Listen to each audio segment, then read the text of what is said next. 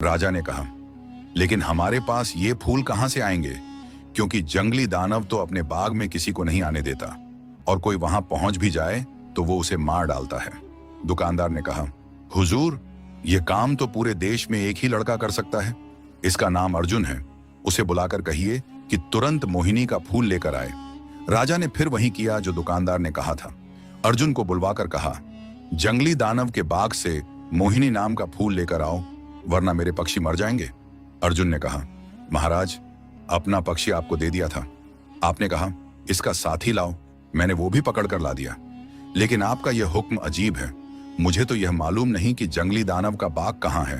राजा ने कहा, नहीं, दुकानदार कहता है कि सिर्फ तुम ही ये काम कर सकते हो। अगर मेरे पक्षी मर गए तो मैं तुम्हें और तुम्हारी मां को मरवा दूंगा। अर्जुन समझ गया कि इस बेवकूफ राजा को कुछ कहना दीवार से सिर फोड़ना है, और यह सारी शरारत दुकानदार ही की है।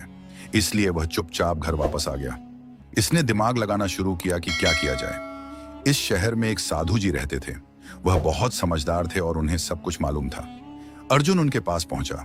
उसने साधु जी को सब कुछ सुनाया और पूछा, क्या यह सच है कि मोहिनी नाम का भी कोई ऐसा फूल है जो जंगली दानव के बाग में उगता है, और उसे सूंघे बिना वो पक्षी जिंदा नहीं रह सकते?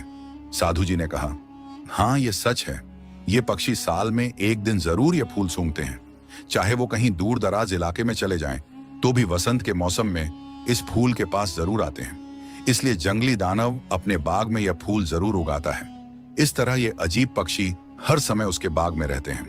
अर्जुन ने पूछा, अगर मैं इसके बाग से वह फूल तोड़ लूं, तो क्या पक्षी भी फूल के पीछे पीछे आएंगे? साधु जी ने कहा, हाँ बिल्कुल, लेकिन फूल तक पहुंचना बहुत मुश्किल है। इस बाग का एक ही दरवाजा है, और उसे जंगली दानव की ताकत के बिना कोई खोल नहीं सकता।